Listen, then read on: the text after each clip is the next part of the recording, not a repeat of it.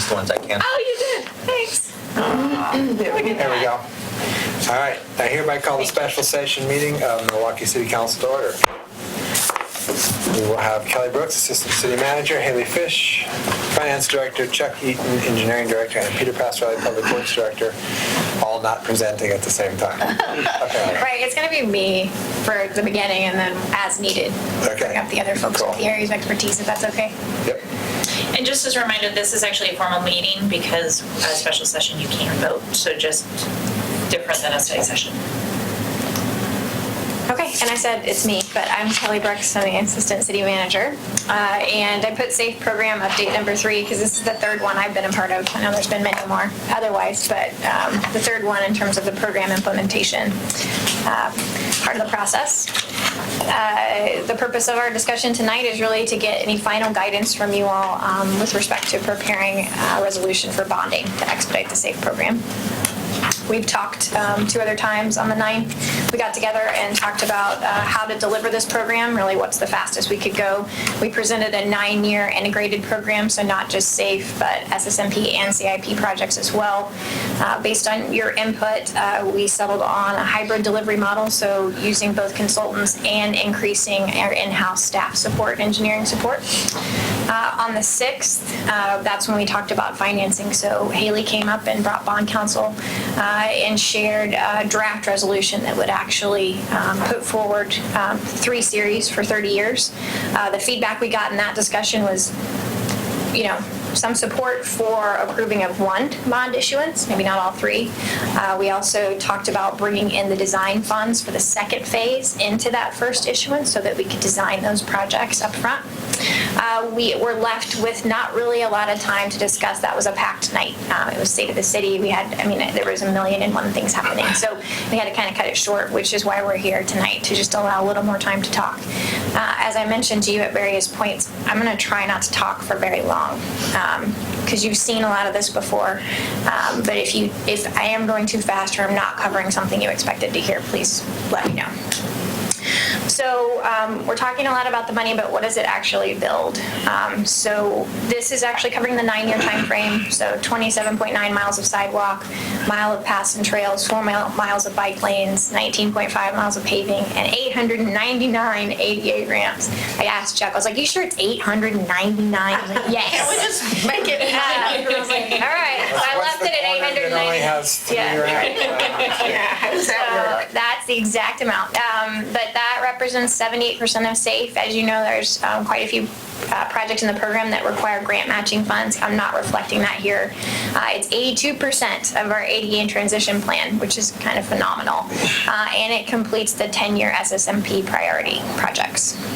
So when you say you're not including the grants, Yeah. you mean the 4 miles of bike lanes is something we're funding On our own. not Right? Yes. Okay. Anything that's on a map or I am tallying up here is because I'm not counting on, this is what I'm not counting on a grant to do. Okay. Yeah. It doesn't mean we couldn't apply for grants to do these things and move money around and, that kind of thing. But no, Okay. This is not including like Monroe and Railroad. But there is money figured in for matches for those projects. Yes, correct? and I can have Haley come up and confirm that. But so Haley, when you hear Haley talk, she talks about needing money for grants. When you hear Chuck talk, he says, I don't have that money, so I'm not showing you what that yields in terms of outputs. But Haley knows. When she, The financing package, oh, come up. Sorry. my goal is to not speak very much. But in the funding packages that you guys saw last time, the 2 scenarios, that included the grant funded, the city Matches. portion of the grant city projects. Figured out kind of what percentage on grants. We took Matches. the amount of cash that we need from the actual program, so that was 3.6 million-ish or something, based on a percentage match of those programs. So on the official minimum match, that's what we're using? Sorry. Well, this is why we're here. So yes, we're using the official minimum match for all of the programs because with the grant funding, the RFFA, we did not anticipate that we would get every single one of those matches within the 25-year time frame. So I'm going to recap, make sure I understood it. We are assuming the minimum match for each project, but we probably don't all get of them, one. all So of if we the need to projects. overmatch one of them, we could. Right, Assuming okay. we didn't get them all. Good. Is that That's right? Right. So it gives us flexibility in matching for whichever ones of those that are key in the 25-year cycle. Okay. I'm going to have specific questions on map things as soon as she's done with her 10 slides. So. Yeah, he's not leaving. I mean, he can leave now, but, or you can stay. Whatever you want to do. All right. But now, actually now's map question time. Can you stay? So, because the maps I just showed you, I had sent out maps with the staff report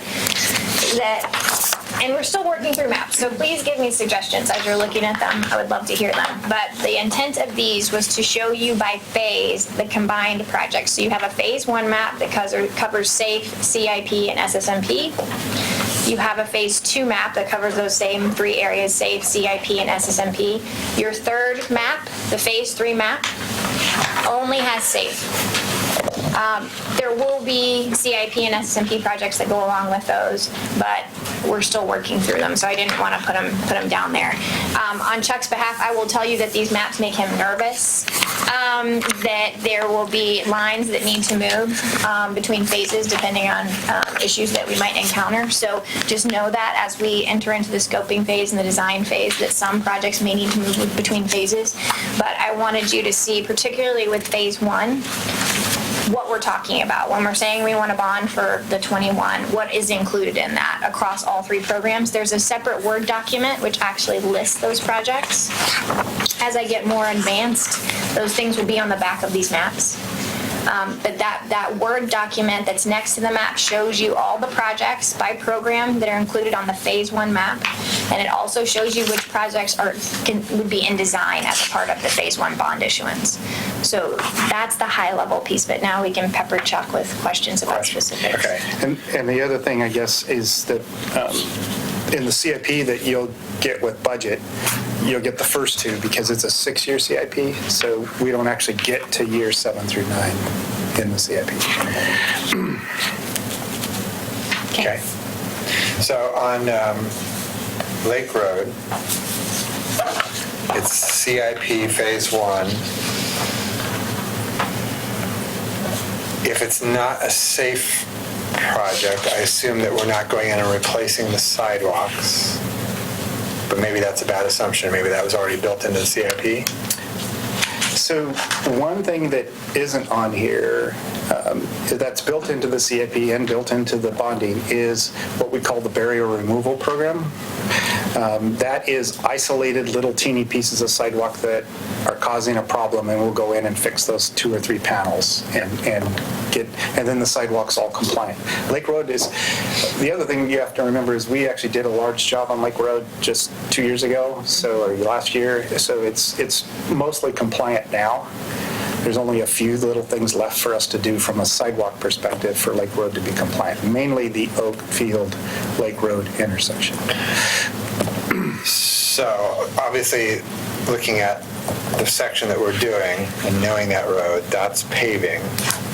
Is it also widening for bike lanes? No. So it will be paved, there will be bike lanes in the middle of it and bike lanes at the very ends, but no bike lanes on that section. Right. The bike lane project, the widening project, is an RTP project. It's in the Metro Plan. And so that would be a separate funding request using that, if you guys chose to go that route, that we would have to be asking for the federal funds to cover that, because it's quite a few million. It's not. Okay, and then the dotted line that appears not to be, trying to figure out what that street is. The heavier dotted lines of CIP, that'd be sanitary sewer work that we're doing now. Okay, so that's what the purple dotted lines are, as sanitary sewer.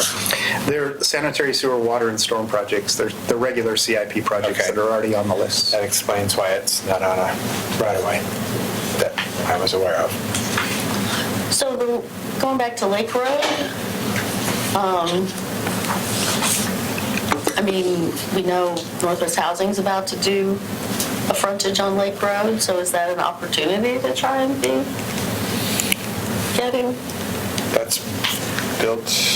Northwest Housing Past that. and the high school both will be widening for bike lanes and extending the bike lanes through their properties as part of their developments. Those are separate from our stuff that we're Okay, proposing. so that segment of Lake Road in front of Northwest Housing will have, And the high school.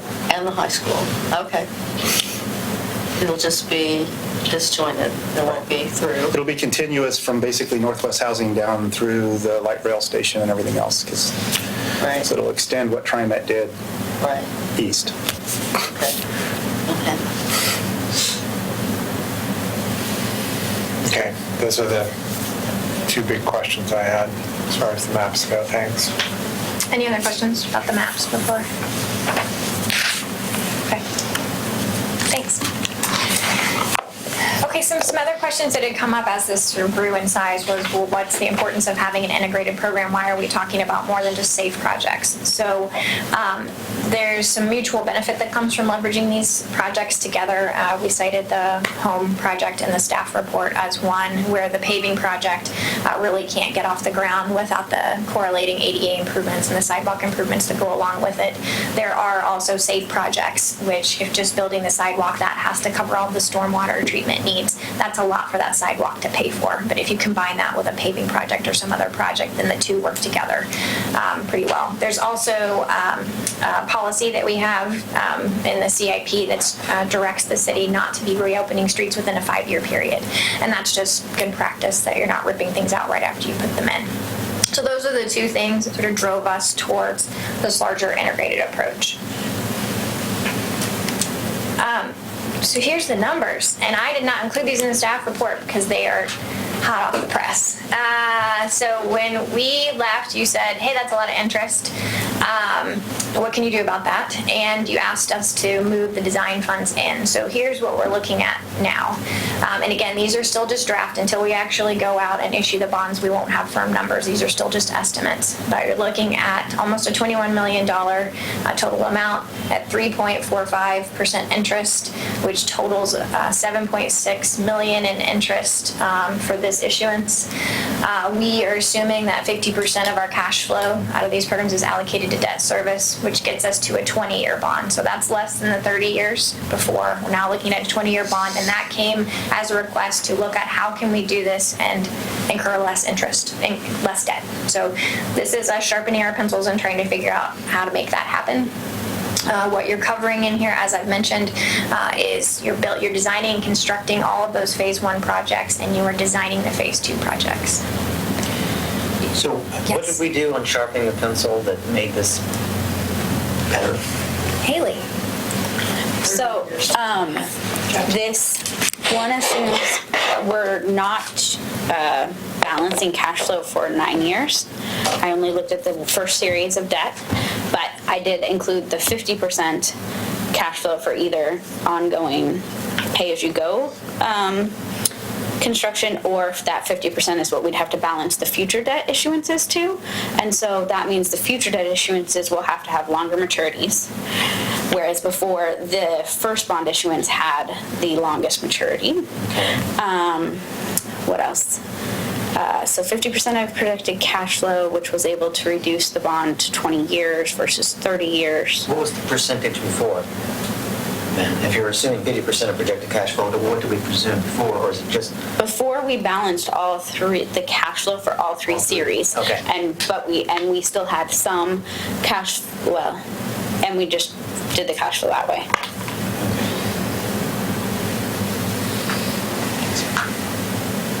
Yesterday, the projections on a 30-year bond, this 30-year bond had the interest going up, not down. And so I said, no, we're driving interest costs down. So again, this is a projection to reduce, to get the lowest interest rate, So the interest, total interest cost we could get. to 36% Right. of this whole thing is interest, whereas before it was 41%. And yesterday, the number I got was at like 80%. So Haley, just a question. Oh, I know why that yesterday's was higher, because interest rates have gone up 27 basis points since a month ago, and so they did an increase of 50 basis points on the projection yesterday, and I said we have to go back to the 50 basis point spread we had at the first one, so they just did 25 basis points on this estimate from today's interest rate. So for cash flow, we pay more To debt service. in debt service, which means you have less flexibility if you guys want to go into phase 2 and phase 3. Right. Well, or the debt on those is longer. Yeah, How long of debt do you have? because you have less. I haven't run those scenarios with updated numbers because that wasn't the... We focused on one issuance, but I will flag it at the end when, in terms of questions I have for you, that is the key question, I think, is this prioritizes repayment of debt faster. So lowers the overall interest. It does reduce cash flow to make that happen.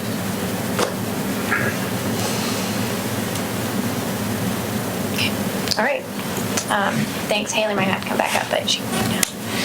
Okay, and then I made some statements in the staff report, like, hey, infrastructure debt is kind of different. And you guys, you said, prove it.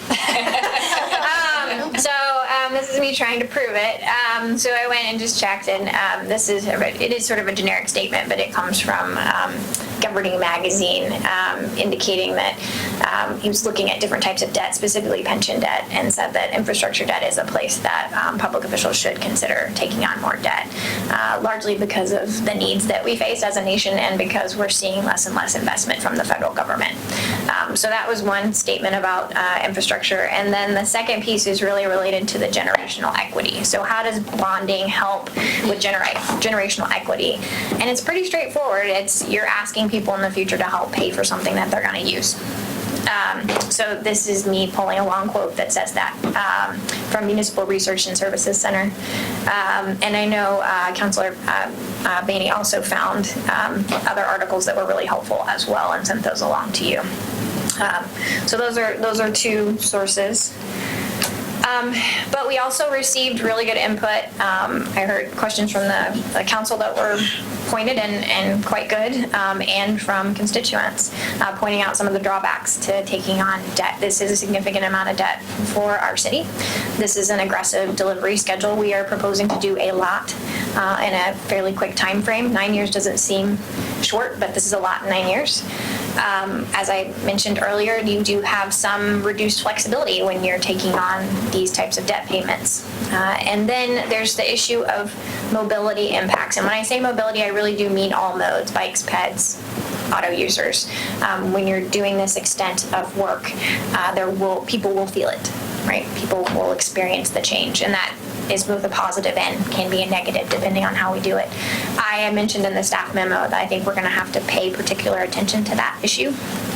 And my current proposal is that we staff that up, and we really focus quite a bit on public engagement and information so that folks know how they will be impacted, and they have a regular and reliable source of information for that. With that said, any one given, say, stretch of street is not likely to be under construction for more than a summer's, or whatever we call the period of time that we're willing to build. Summer construction window. Yeah. So I am not comfortable making that commitment because I live on 42nd. I just want to be really clear that, I don't want to sugarcoat this. This is going to be disruptive to the community. This is going to be a lot. It's not this is us talking about what some of the negatives are. It's going to be somewhat hard. Right. There's hope we'll get it done in But we just lived through, 3 years of flat rock construction. It's not going to look like that. No, but we also just lived through 2 years of 17th. So it's just one of those things where I just want to make sure that we're being transparent with you. We're going to do everything we can to make this go quickly, and we're going to get better about, at this as we do this. 17th was a pain for the city and to some degree for the cyclists, but the amount of time it disrupted The traffic was almost... vehicle traffic was short. Yeah, It wasn't. And same with the 42nd. You're able to get here just fine. It is. There was never really restricted movement that made it impossible to pass through as you were. there's some not great turns right now, and I'm working on those. great. Like, you have to stop. You have to stop to allow people to get through. It's not ideal. I'm not saying we shouldn't do this. I just mean though, when we say it's going to be very disruptive, I just want to make sure that we're really breaking it down a little bit, and we're not saying that like traffic is not going to flow properly, because I just really don't think that that's the kind of situation we're dealing with. And Kelly and I have talked a lot about making sure we have a great community engagement plan. And this is going to be a big part of what we do. We've drafted an RFQ. We're ready to release it.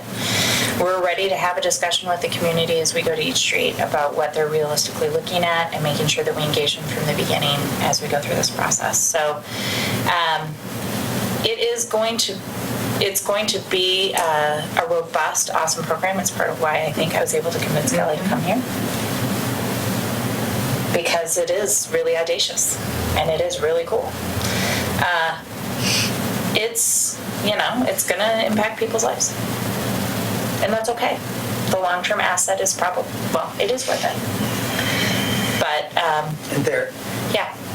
when we talk about traffic flow, that's true that we won't have stopped traffic, but if you're constructing a sidewalk or a street, the people who live there every day deal with that for a while. And I'm also with Ann, I'm not saying don't do it, that we shouldn't do it, but we do need a very robust public engagement process, because for some people, daily for months, they're going to be dealing with this right on their own backyard. And more or less throughout the almost entire city, almost at one point in time, when you look at it. Well, and I think when you look at the map, what I see on the map is that it's not so disruptive that I think you couldn't avoid it, right? I mean, looking at the map, you can avoid it. You can know if you're going to be under construction this summer, you know how to get out to wherever you need to go. So we're not shutting down the city. But you're going to see construction. Even half of the city at one time. I mean, so when we were saying things like it's half of the city, I mean, that's not all at once, and that's spread out over different portions of the entire city, almost at one time. You're going to be doing design on some. You're going to be doing survey. You're going to be doing construction. You're going to be doing pre-construction. You're going to be doing finishing. Wherever you go throughout the city, after a period of time, wherever you go, I would think there would be something going on if we're going to have a 9-year completion on all of this. I guess what I'm saying is that only some of those points, though, are actual disruptions in service, and so that's what I want to be very clear that we're not sort of overstating the disruption factor. That it isn't half of our city is going to be under construction all at once. Correct. We're actually spreading it out across the city, and we're also spreading it out across time. Mm-hmm. And truthfully, I'm less worried about the mobility and people's ability to get around. I don't think that's where the uproar is going to be as much as you're taking my front yard. Right. There's that too. That's going to be a longer community discussion. Yeah. Well, and to go with what Kelly said before, the reason Chuck was nervous about giving you these maps is they're going to shift. Because in order to hit the timeframes to keep the commitment that I'm about to make to bond council and to the purchase of our bonds, I have to believe we can get it done in 3 years. So if something becomes really complicated and really difficult, it's going to move to the back, and we're going to have to move the next project up, and it's going to have to be pretty fast and seamless. So we're committing to you that we're going to spend this money doing the goals that you've set in the order that PSAC has outlined, and it may mean that we have to move projects from 2 into 3. What I've loved about the mapping exercise is it also is a commitment, though, to you that we're watching to make sure it doesn't become impossible to get around town. So we are going to be on top of this. We're going to make sure that we're watching it. Mm-hmm. Some of these projects are going to hit a sinkhole, and it's going to take longer for us to fix that part of the street, and we're already going to be under construction. It's going to take longer. So we're excited. We believe this is possible. We believe it's probable, not even possible. We think we can expend this bond money in the time and issuance that we've outlined, but it may mean some things move. And I'll just add, if you ever feel like I am overemphasizing something, let me know. But in this one, it's more we're not just scaling up the capital program. It's just some things I think we're going to have to get a new skill set or a little bit better in, just because we haven't touched this many things at once before. It's not that you can't, but you do have to think about it a little bit. You have to stage it a little bit differently. You have to hire some different expertise and gain some different expertise to make it all match up, so that people can still move around. But it exists in the world. People do it all the time, and particularly at ODOT. I mean, we did it. We would shut down freeways, and we would have huge meetings about mobility and how long closures could happen and how truck could be permitted and who could come through. I mean, we spend a lot of time on it. We're not gonna have to do all that, but we're gonna have to think about it more than we ever have before. Okay, yeah. So that's it. That's my awesome risk. I do like the board. Don't you like my thing? I don't play risk. Chuck does. Mainly because you needed a picture. I need a picture. Right down It's the the most boring slides. PowerPoint I've ever given. So then our next steps, slide, guys, that's the last one. What I'm hoping we can get from you is kind of a head nod or direction around revising that resolution that we gave you that was for all 3 for 30, turning that into one issuance, continuing to do the work that Haley's doing to make sure that we're working on the rates and the interest rates to the extent that we can do that, and that we use this direction to finalize our CIP documents and budget documents. That is kind of where some of the real crunch is coming for us right now, is we need to finish that work, and to finish that work we need to know what projects we're doing, and this is pretty critical to that. So that's really it, and with that I will stop talking and let you all talk or ask us questions. I have a question, actually. Okay. It's not even a leading one. I don't know the answer. Oh, great. So we're asking for a single, in the resolution we're talking about, we're approving a single bond. To do CIP, we're talking about 6 years worth of projects. That means that we'll know for 3 of the years. We won't know for the second half of the CIP whether or not you're bonding or whether or not you're listing things that we can pay for on a one-off account, right? So that we can pay in cash. So I guess my question is, can we realistically complete the CIP without knowing about the second bond issuance? I'm gonna give it a shot, and you can come up, tell me if I'm right.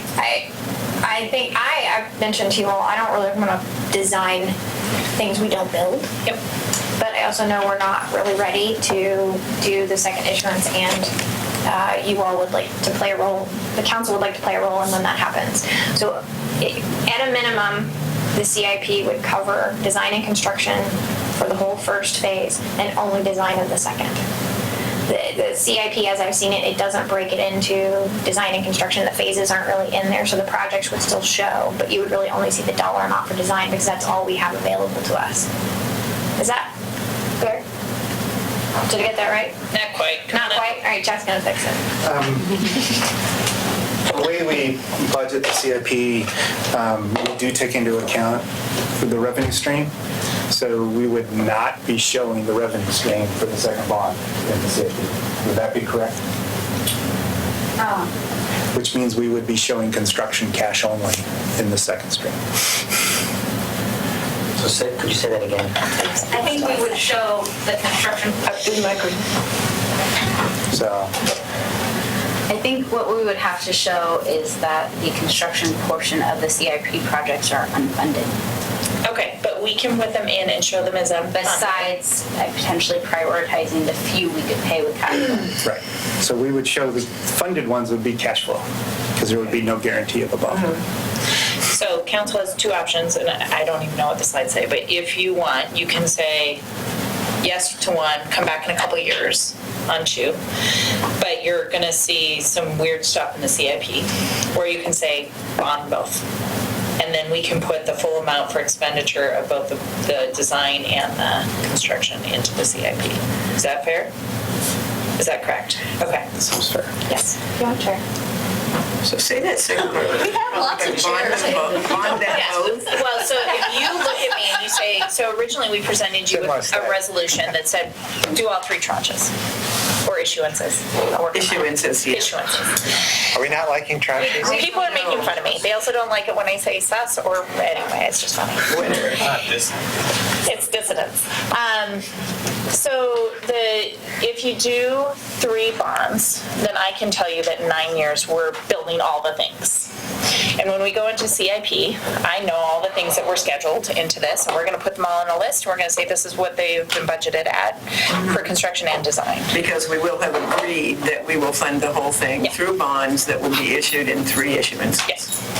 You can shorten that to 2 issuances, because realistically, your CIP only addresses years 1 through 6.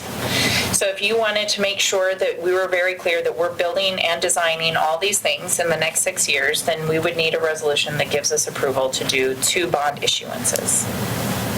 Or you can give us approval to do a single bond issuance, and that means that when we show years 4, 5, and 6, we won't be able to show capital paying for those You'll projects, have except for unfunded next to them. some cash flow that we're expecting outside of the debt payment that we can calculate into. We can build probably these 2 or 3. Does that make sense? Does the CIP normally have line items that are unfunded? And that has? Oh, Yes. years It does. ago. Every year. So I don't find that I don't find that. disruptive. It's totally fine. Okay. I just want to make sure County and the that city are the same. we're clear, and I know how to, part of why we're having this conversation this month is I have to build you a budget. Right. So I'm just trying to make sure that I have clear marching orders so that Haley and I can come back and present you something in a month and a half. But if we only did 1 issuance, Yep. at what point in time do we need to come back?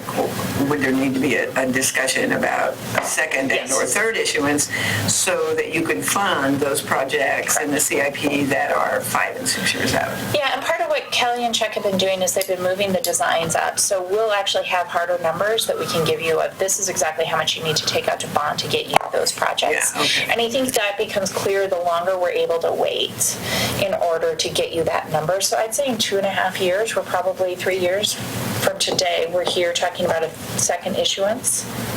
Well, in 2 years, we'll be doing the budget for years 3. Oh, So in 2 years. Since we're in a biennial. Yep. Yeah. So, assuming that we spend all the first 3 years, the second year of the next biennium, we would have to have some expectation of whether or not we're funding in that. The other thing that knowing whether or not we're doing the second or third issuance leads to is, again, am I structuring debt to minimize interest costs for one series, which gives you less flexibility in debt issuance and cash flow in future series?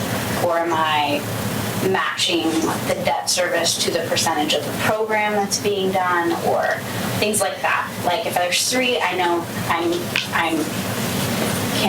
I can build 3 debt issuances and minimize the cost overall, whereas right now, the one I presented is minimizing the interest on just the first series. So can I ask a question to clarify that for me? So basically what you've done is you've made it really the cheapest bonding we could do for doing one phase. But it's also probably the cheapest debt we're going to take out. Yes. So you've shortened the amount of time that we hold the cheapest debt that we're going to have instead of lengthening it. Right. So I'm just making sure that that's how we got it cheaper. Because if you looked at the second and third issuances, those have higher expectations for interest.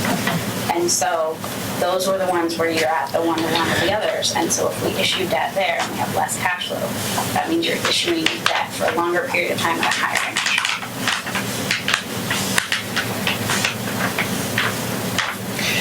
So another part of this discussion is, we actually still have to do the resolution to bring back to you about how many you want to do.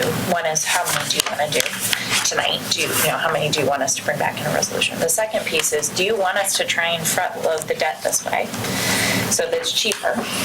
Or do you want us to play the way we were originally, which shows more interest that you end up paying, but it does allow you to have the cheapest debt with the lowest interest rate paying the most interest, because overall you're going to save money. Does that allow us to get the most done sooner? So if you do phase one right now we're proposing either way. Phase 1 is that we're going to build these things and we're going to move the phase 2 into, we're proposing the $20 million. It's how much interest are you paying on that debt? So do you want to try and get it to the $7.5 million, or are you comfortable having the higher number, because we're going to do a 30-year mortgage basically on this instead of a 20, knowing that we're going to try and keep the other ones with higher interest rates short as possible, but they're going to have, that means that we have to pay more for that each month. So as a mortgage example for my own home, I can pay extra on my premium, right? So I can pay my actual ownership down more. My, what is it called? My principal. Prepay. Yeah, I can prepay my principal. Basically, that's what we're talking about in the 20 years. We're going to prepay principal.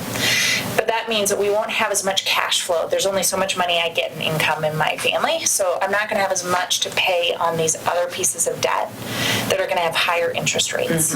It So that's why basically we maintains your flexibility. Yeah. Because we assume that interest rates will go up in 3 years. If interest rates stay the same or go down, then we would have extra cash flow to prepay the 30-year mortgage. But if we only do a 20-year mortgage, you're stuck with that 20-year mortgage. And you only have what's over your cash flow above that for future debt and for cash flow projects. So let me But ask you. It's a flexibility concept. So can you do the same thing you do with a mortgage, which is you take out a 30-year loan and then you pay it in 20 years and you've still paid less interest? Can you Yeah. do that? Yeah. Normally there's, yes. So sometimes there's you can't prepay before a certain point. Normally that's not longer than 10 years. So anything over 10 years you could prepay. Or you at 10 years, that whatever that date is, you could prepay it. Sometimes there's those. Sometimes you won't have any prepayment date, which means I could take it out this year, and if someone won the lottery and donated all that money to us and it paid off next year, we could do that. But if there was a date, normally 8 or 10 years out, we'd have to hold the debt until then. There's also ways to do advance refundings or refundings where you can pay it off.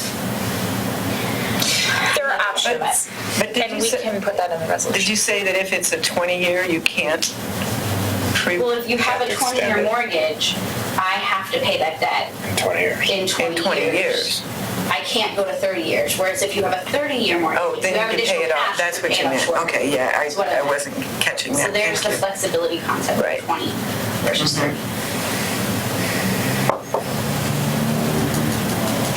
I mean, there are so many variables about, what will the interest rate be and what will the construction Well, cost be? and what are the other wild Outlay. cards out there, right? There's the Safe Routes to School, $15 million a year that's going to be distributed. The cities that are ready to go with projects right now are going to be the ones And we're in a early great in, and position. we are golden for that Yeah. because we are ready to go. We have projects ready to go. And we have people at the table advocating for them. Yes. That's even more important.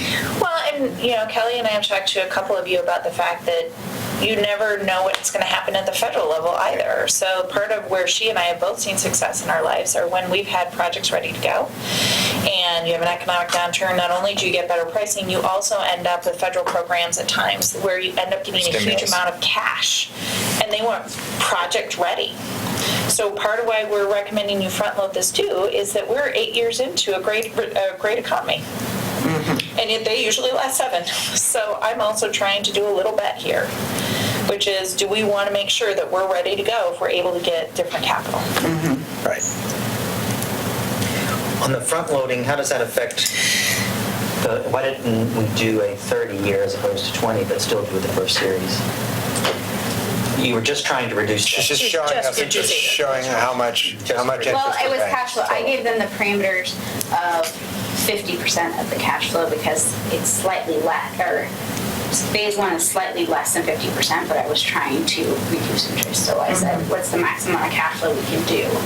And do that. And they came up with 20 years. I didn't say cut it to 20 years.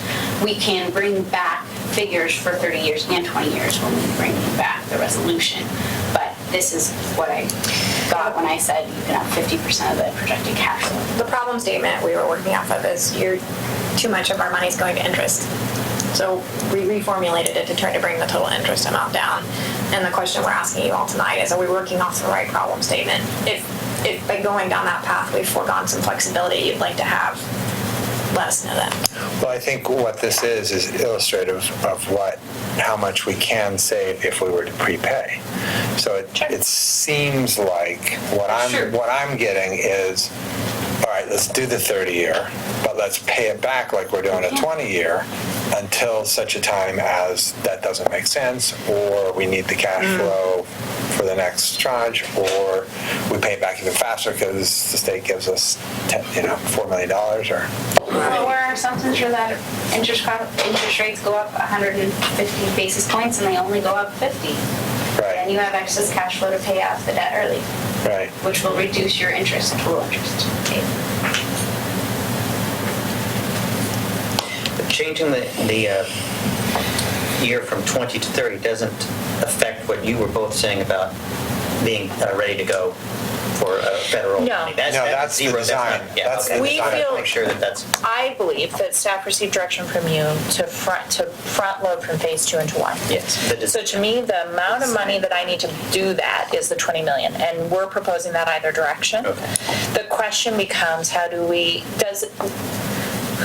are we trying to reduce it? Are we only doing one tranche, or are we really looking at this? We just don't know yet, and if we just don't know yet, then I think that We want more flexibility. Then having We some wanna pay flexibility. less interest. Yeah, I think having some flexibility, but it also helps then Haley and I come up with a budget that outlines some additional capital into your payments so that we're, while we can, paying at a different rate. Does that make sense? So that's the kind of thing that I'm trying to get from this tonight is we've heard you. We hear you don't want to pay that amount of interest. We're trying to figure out ways that we can help you there without knowing the future. With also the belief that we've got 4 of you still interested in moving. And so we're just trying to make sure we're hearing this right, and we're being respectful, because we cut off conversation last time. And I'm not sure we got all the detail. So we wanted to give you that opportunity. Free you up in 5 minutes. Okay. Well, being the, at least last we heard, lone dissenter, do you want to talk about some of the issues? sure. For the- Well, yeah. First of all, I'm grateful that we're having this special session, and also for the hard work that staff has done, and I appreciate all that you guys did. We were very rushed at the end of that work session, and to be giving thumbs up and down on 50 million principal and 34 million. It's a lot. It was very scary. So I do appreciate this extra time. My concerns partly are being alleviated by some of these changes, although I think I would be okay with a 30-year with, I say with the expectation that we could pay it off early. We won't. I mean, let's be honest. Like it I've hardly worked for ever enough in happens, government. right? No one's going to take extra money and put it into a payoff early on that. I just don't see it happening very often. Maybe it does happen on occasion. I don't see it. I would say So it's I would- rare. It does happen on occasion, but it's. So I would do it, I'm doing it with the expectation it's going to be 30 years. We say 30. Some of my concerns were based on partly the interest rate and this cost and how quickly we're moving, but just the 9-year speed and whether that's doable, and that's so aggressive. We really, really will need a very robust public engagement. So I appreciate that. I think, as Lisa said earlier, we're going to run into a buzzsaw on a lot of these. I feel like when you start taking away people's front yards, even though We should stop saying that. Say that, We because should they're not their front yards. start reclaiming the right But of for way. years, When we many start of them have reclaiming the been. right of way, that's So We exactly. have to you can put that first sentence in your public engagement, Yes. but it won't mean anything to them. I know it's Right. easy for us to say it. Exactly. I understand what you're saying. I mean, I'm all for that's the city's property. I get it. Yeah. That is not going to lessen the buzzsaw by saying that, and we know that. They don't pay property tax on it though. But that number 2 in the bullet is. Let's be honest with it, okay? We just know what that's going to be. So I wasn't around when all the discussions were happening on SSMP and SAFE, so I feel like I'm maybe behind the 8 ball on this, that you guys have had more experience with it. So is 9 years appropriate? I thought it was fast, and I didn't get a chance to see a lot of the other options for 12 and 15 and what that looks like. But I do appreciate you guys have had more experience with it.